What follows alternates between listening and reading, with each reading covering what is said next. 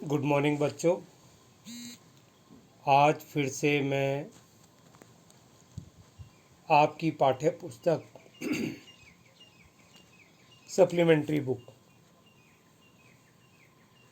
का तीसरा चैप्टर अतीत में दबे पांव का शेष भाग जो कल अधूरा रह गया था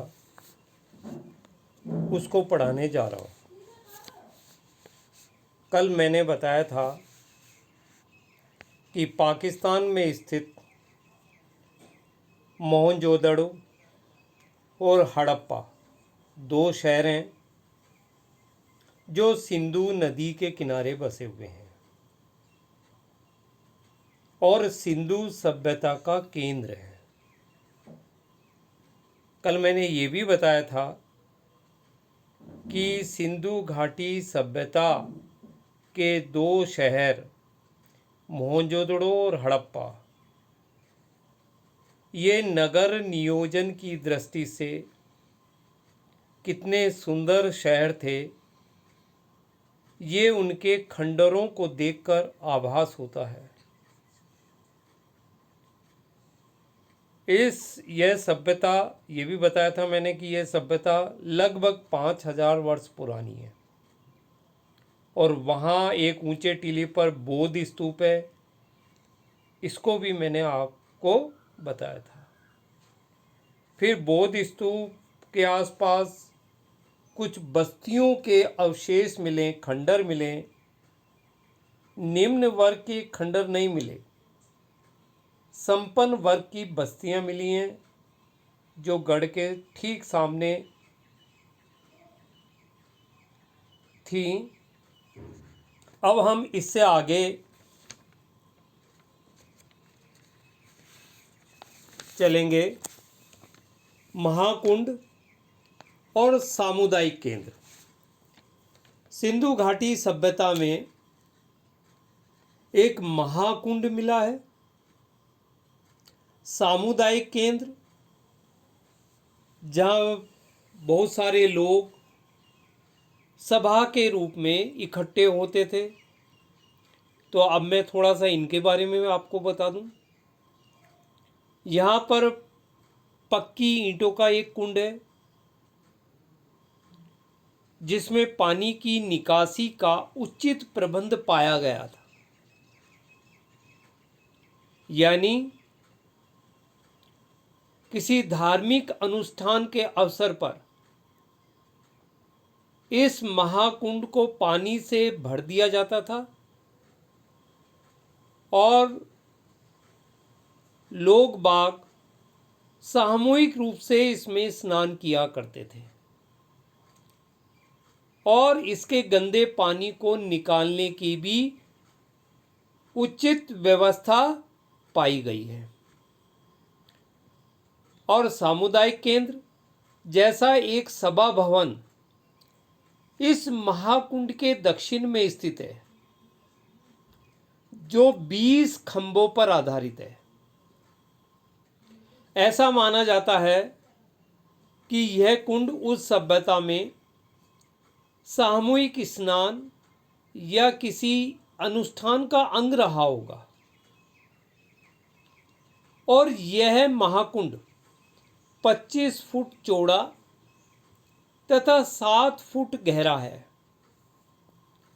इसके उत्तर दिशा में दो पांत में, पांत कहते पंक्ति को, दो पंक्ति में 8 स्नान घर हैं। स्नान घर यानी बाथरूम उत्तर साइड में इस महाकुंड के, जिसका कोई भी द्वार यानी दरवाजा एक दूसरे के सामने नहीं खुलता। यानी अगर कोई बाथरूम में कोई निकल रहा है तो दूसरे को नहीं देख सकता, दूसरे बाथरूम, सामने वाले बाथरूम वाला।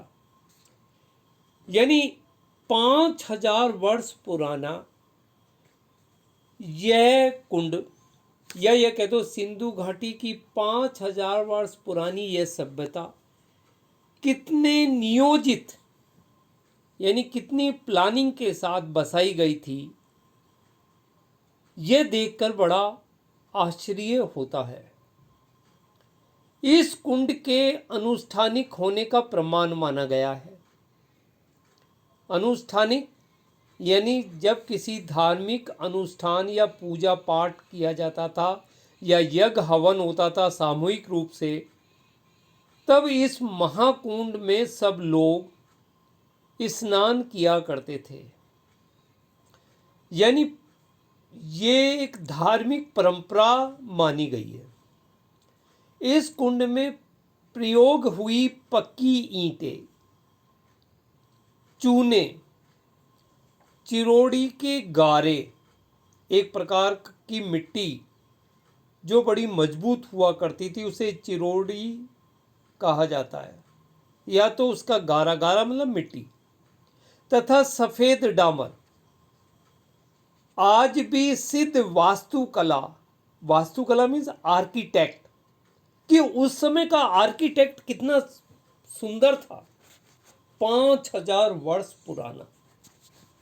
उसमें सफेद डामर का भी जो है नमूने दिखाई देते हैं।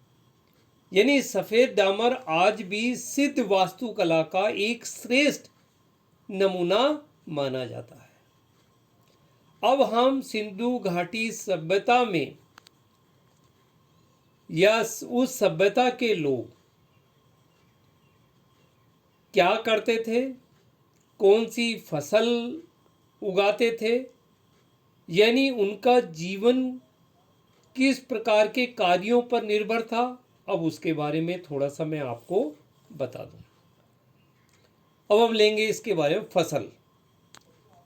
जो इतिहासकार हैं, जो विद्वान हैं, वो ये मानकर चलते हैं कि इस नगर के लोग मूलतः यानी मूल रूप से खेतियर यानी खेती करने वाले और पशुपालक ही थे, यानी पशुओं को पालते थे।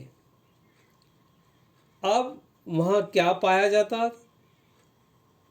लोहा, ऐसा माना जाता है इतिहासकारों का कि लोहा प्रारंभ में नहीं था, यानी शुरुआत में लोहा नहीं था, परंतु पत्थर और तांबे की बहुतायत थी, यानी पत्थर और तांबा बहुत अधिक मात्रा में था, उसी के औजार हुआ करते थे। पत्थर सिंध में तथा तांबे की खानें राजस्थान में ही थीं, जिनका खेती बाड़ी में प्रयोग किया जाता था। यहाँ अनेक प्रकार की फसलें जैसे गेहूं, जौ, सरसों, चने, कपास, खजूर और फलों में खरबूजा और अंगूर आदि का उत्पादन किया जाता था। अधिकतर कामगार यानी अधिकतर मजदूर लोग खेत में ही काम करते थे और उस उत्पादित अनाज को बैलगाड़ियों से इधर उधर ले जाया जाता था। इसका मतलब है उस सभ्यता में बैलगाड़ियों का प्रयोग ढुलाई के लिए यानी अनाज की ढुलाई के लिए भी होता था। अब सिंधु घाटी सभ्यता में जल व्यवस्था कैसी थी, ये इस पाठ का महत्वपूर्ण अंग है कि इसको जल व्यवस्था या जल की व्यवस्था कैसी थी। अब इसके बारे में थोड़ा संक्षेप में मैं आपको बता दूं। पानी की निकासी के उचित प्रबंध के कारण किसी भी रूप में यहाँ बीमारी का प्रकोप अधिक नहीं हो सकता था, यानी यहाँ पानी निकालने की इतनी उचित व्यवस्था थी, इतना उचित प्रबंध था कि यहाँ गंदगी नहीं हुआ करती थी, बीमारी का प्रकोप भी अधिक नहीं था, क्योंकि नालियाँ आदि उचित रूप से सही रूप से ढकी हुई थी। घरों के भीतर से पानी या गंदा पानी की नालियां बाहर होदी तक, होदी कहते हैं टैंक, टैंक तक आती थी और फिर नालियों के साथ जुड़ जाती थी, बड़ी नालियों के साथ। ये नालियां अधिकतर बंद है। जो खुदाई में पता चला है, सिंधु घाटी सभ्यता की जो खुदाई हुई है उसमें पता चला है कि ये नालियां ऊपर से ढकी हुई हैं और पानी पीने का और खेती करने के लिए कुओं का प्रबंध था। यहाँ पर कुओं का प्रबंध आवश्यकता के अनुसार उचित रूप से किया गया था। सिंधु घाटी सभ्यता में माना जाता है कि लगभग कुओं की संख्या 700 यानी 700 के लगभग थी। अब इस सिंधु घाटी सभ्यता में जो जो ऐतिहासिक चीजें मिली हैं, बहुत ही प्राचीन चीजें मिली हैं, वस्तु मिले हैं, उन वस्तुओं को अजायब घर यानी म्यूजियम में देखा जा सकता है, क्योंकि इन सारी चीज़ों को अलग अलग अजायब घर यानी म्यूजियम में पहुंचा दिया गया। अब थोड़ा सा इसके बारे में भी मैं आपको बता दूं। मोहनजोदड़ो में स्थित एक छोटा सा अजायब घर है, यानी वह छोटा सा ही है, जैसे वह किसी स्कूल, छोटे से स्कूल की या किसी कस्बे के स्कूल की इमारत हो। यहां अधिक सामान नहीं है। जो कीमती चीजें थीं, जो अहम चीजें थीं, वो कराची यानी पाकिस्तान के शहर कराची, लाहौर, दिल्ली और लंदन में भी हैं, क्योंकि जब अंग्रेजों का अधिकार था भारत पर और जो कीमती चीजें मिली वो उनको अंग्रेज अपने देश में ले गए। इसलिए लंदन के अजायब घर में भी कुछ कीमती चीजें जो यहाँ की खुदाई में मिली थीं आज वहाँ के म्यूजियम में है। और इसके अतिरिक्त क्या क्या मिला? काला पड़ गया गेहूँ, यानी काले रंग का गेहूँ, जो बिल्कुल गेहूँ के भी अवशेष मिले हैं जो बिल्कुल काले हो गए। तांबे और कांसे के बर्तन मिले हैं, सोने की मोहरें मिले, चाक, चाक कहते हैं कुम्हार का जिस पर मिट्टी के बर्तन बनाता है, जिस पर मृदु भांड, मृदु भांड का, भांड का मतलब बर्तन और मृदु का अर्थ मिट्टी, यानी मिट्टी के जो बर्तन बनाए जाते हैं, पहले मिट्टी के भी बर्तन बना करते थे। तो चाक पर बने विशाल मृदु भांड, उन पर काले भूरे चित्र, उन पर चित्र बने हुए थे। चौपड़ जो एक खेल है, चौपड़ की गोटियां मिली हैं, तांबे का आईना मिला है और पत्थर के औजार भी सिंधु घाटी सभ्यता की खुदाई में मिले हैं। यहाँ पर सोने के गहने भी थे, लेकिन चोरी हो गए। यह बात वहाँ के अजायब घर में स्थित जिस व्यक्ति का नाम अली नवाज है, उसने बताया कि कुछ यहाँ सोने के गहने भी थे जो खुदाई में मिले थे, लेकिन उनको कोई चुरा कर ले गया। अजायब घर में प्रदर्शित चीज़ों में औजार भी हैं, औजार तो हैं, पर सबसे महत्वपूर्ण बात क्या है? सबसे महत्वपूर्ण बात है कि वहाँ खुदाई में कोई हथियार नहीं मिले। इसका मतलब सिंधु घाटी सभ्यता में जो लोग बाग या जो समाज है वो ताकत और हथियार के बल पर अनुशासित नहीं होता था, यानी वहाँ हथियारों का प्रयोग नहीं किया जाता था। लोग स्वयं भाईचारे से, प्रेम से अनुशासित रहते थे।